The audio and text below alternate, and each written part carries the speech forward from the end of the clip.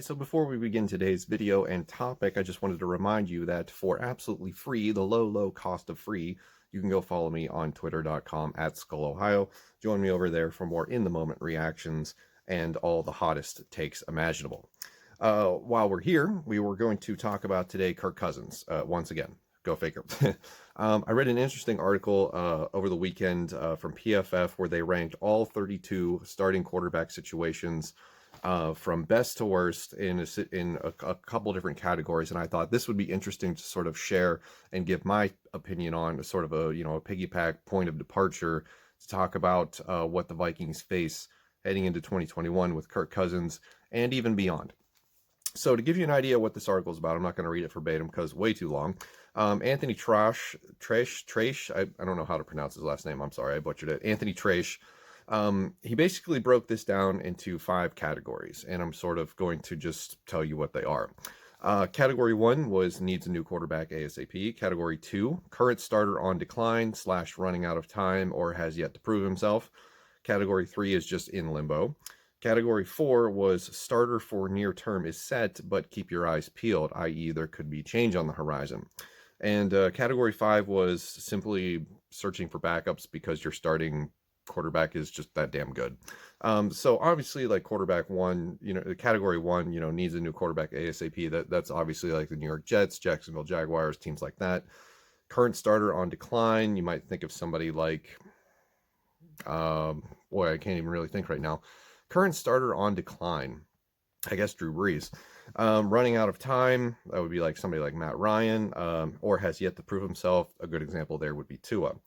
Where do the Vikings fall into these categories? Well, Anthony has decided that the Vikings and Kirk Cousins belong in category 4.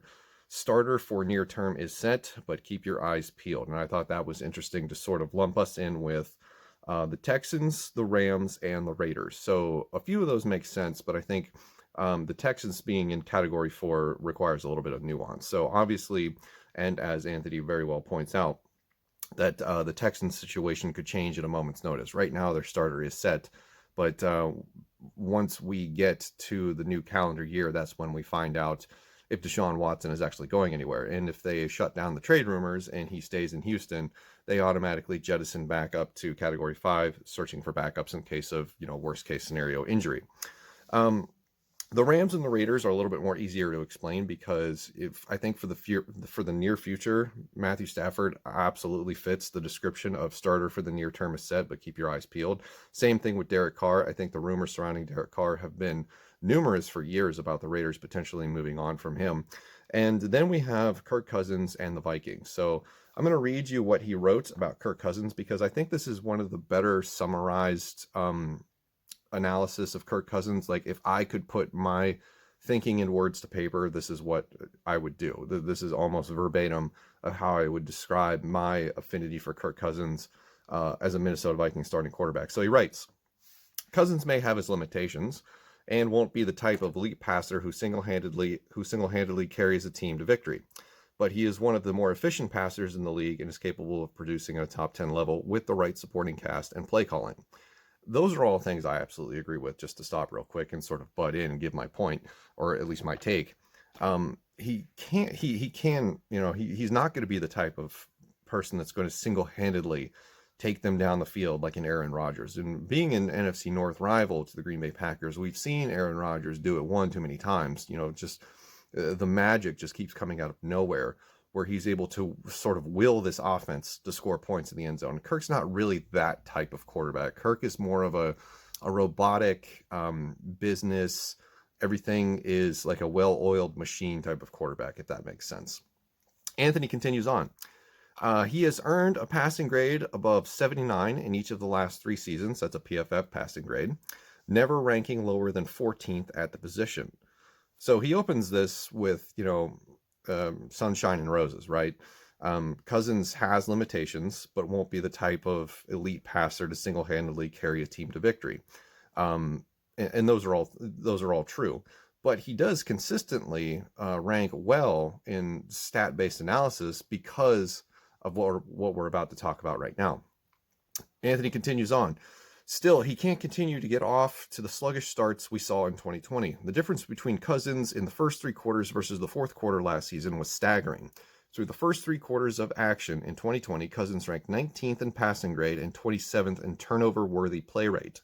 In the fourth quarter, Cousins was first in passing grade and second in turnover-worthy play rate. In the latter, production came mostly in instances where the game was already out of reach. And this is where I struggle with Kirk Cousins' stance, because last year, I believe, showed you his absolute floor and it showed you his absolute ceiling.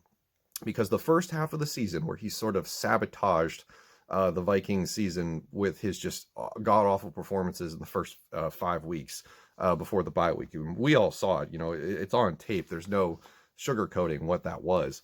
But basically, when you come out of the first quarter of the season leading the league or tied for the lead in interceptions, you're not seeing the field, and something is wrong. That was the absolute floor for Kirk Cousins. I think if he ever melts down or has another bad season or another bad half or a quarter of a season, that's what we can expect. I don't think we can expect anything worse than that, albeit that was pretty bad. As far as the ceiling, it's what we saw after the bye week, right? Where they sort of turned the keys over to Dalvin Cook in the running game. They're like, we're going to let you throw the ball, but we have hesitations and reservations about that. And then eventually, as time wore on, he got a little bit more confident. Justin Jefferson emerged. The running game was good enough where defenses had to respect it. You absolutely had to respect the Vikings running game for the second half of the season, because Dalvin Cook was just a machine. At some point, we were talking about him having an MVP type of season. And Kirk Cousins found his way in the second half of the season, putting up what I would say was a statistically really good season. But the problem is, even in the first half of the season, when you're down by 20 points, when you're chasing points against the Packers and the Colts, what do we call that? We call that garbage time, right? The game's out of reach. You're just basically padding the stat box. This is like NCAA 08, where you're up 56-12 with USC against Washington, and you're just like, well, I want to win the Heisman with my character this season, so I might as well just keep going.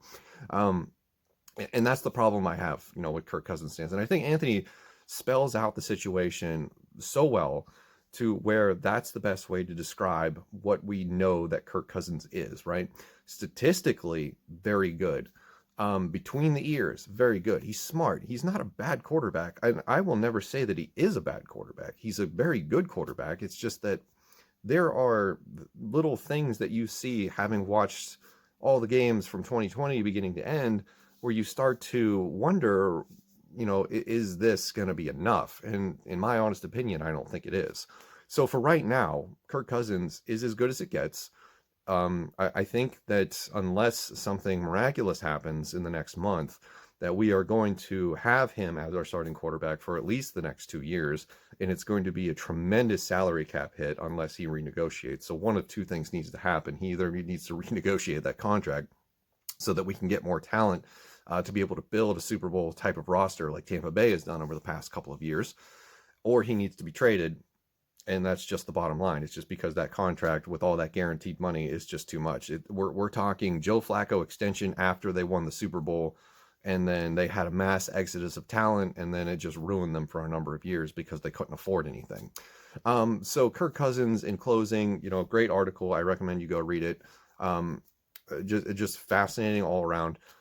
This is the best way that I would describe him. He's somebody that's going to be a very competent, not elite, but very competent quarterback that can definitely drive you down the field, score points. But there is definitely better days over the horizon for the Minnesota Vikings at the quarterback position.